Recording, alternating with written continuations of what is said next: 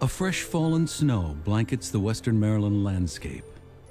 A popular winter destination, Garrett County boasts an annual average snowfall of 120 inches, nearly twice that of Fairbanks, Alaska.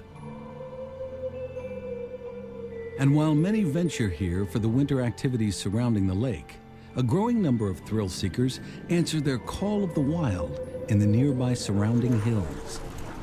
Gee!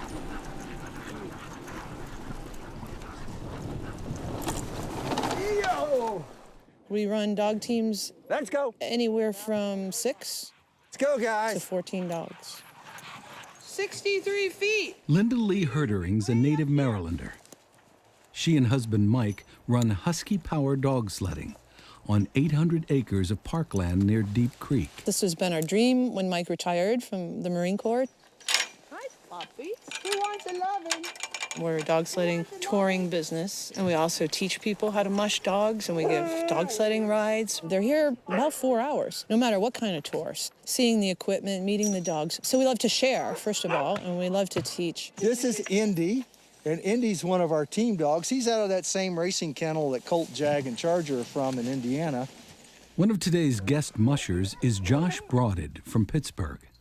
I really didn't know what to expect. I sort of expected the wooden classic toboggan sled, you know, the one that you see in movies and TV shows. Brad Williams from Baltimore will be teaming up with Josh on today's run. I thought all sleds had rails, and they don't. A lot of these dogs are raced and ran on wheeled sleds. I didn't know that. There's so much more to the sport than a runner's sled. A huge part of mushing is dry land mushing, and it's on wheels. It's not necessarily on dry land. It's snow, fluffy snow, mud. Our wheeled sled is actually more fun than a runner's sled. So we bring a lot more dogs with the wheeled sled, and that's exciting. So the musher's standing here, which will be you at certain times, and it steers like a bicycle, and it has brakes like a bicycle. While Linda finishes up with Josh and Brad, Mike and Kara, the apprentice, prepare the dogs for the day's adventure. I know, I love you too, bud. You ready to go for a run today? Yeah, we're going. We're going. This is all about the dogs, and you have to be a dog person to do this. To be successful in mushing, you have to become dog. So you have to be able to relate with them. Every movement of their body is telling you something. Every vocalization that they do is telling you something, and you have to learn that. So we spend a lot of time with the dogs. Bishop is out of Lance Mackey's kennel in Fairbanks. Lance is the winningest long-distance musher in the world today. So right now you're looking at one of the greatest long-distance athletes in the world on land. Our dogs get more attention than any pet ever dreamed of getting. So being part of the dog family is a big part of the business. Every one of them has a personality, and you have to learn that personality. Sit! The team is harnessed and hooked to the line as the kennel yard turns from relatively tranquil to all-out chaos. First of all, it starts in the dog yard, watching how excited the dogs get. They are extremely bananas. They just love to go. They love their job, they love their work, they run around and scream like crazy, "Take me, take me." And so watching them being hooked up to the lines is part of the experience. Get another dog! There's 2 out there, get Indy! Mike and Kara ready the last of the team as Linda gives some final instructions to the mushers. You have to be ready to break. So you're watching those dogs, and you're standing here, and you have to squeeze these hard. Here's what's hard about that. You have to let go to go. So you have to let go and hold on at the same time. That's sort of an oxymoron, let go and hold on. So you've got the brake squeezed, you're holding them, and you say, ready, hike, and you let go, and they jerk. And so jam your hand in like this. So you're sort of holding on like, like this. And if you're leaning over, you won't be jerked off the back. With the final dogs in place, Mike gives the command. Ready? Hop! Hold on.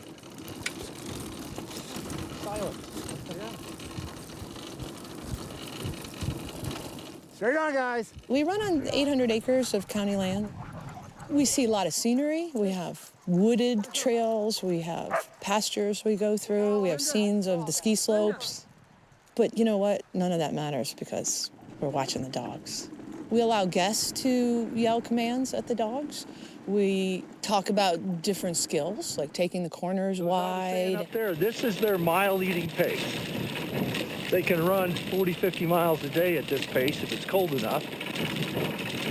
An Iditarod team can run 80 to 90 miles a day. Slow them down. When I tell you to yell straight on, now. Straight on! Oh, they're nice and cool today, so they're having a great time. Yep. Well, as you can see, I don't have to make them go. But you have to understand their thought process is, we're going for a run. Your job, musher, is to hold on. Apparently, that's easier said than done. As they round the turn, Mike momentarily loses his grip, but makes a quick recovery. They almost threw me off that time. It's more intense than you would think. There's so much torque that these dogs have at their command. I mean, they go from standing still to full speed in an instant. And so you just can really feel their power when you first start going. Easy, whoa. The team stops to check the dogs and change drivers. I'm gonna put Josh back on as soon as we get on to Zaza's.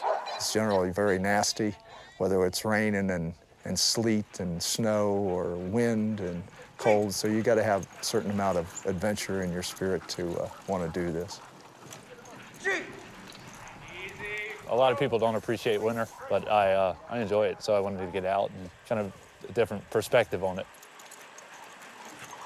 The ride winds down as they travel the trail that leads back home. Bishop? Bishop does not look tired at all. While this tour may be coming to an end, the work's just beginning. And the next day, it all starts again. It takes a lot of dedication. This is not a 9-to-5 job. It's a 24-hour-a-day, 7-day-a-week job.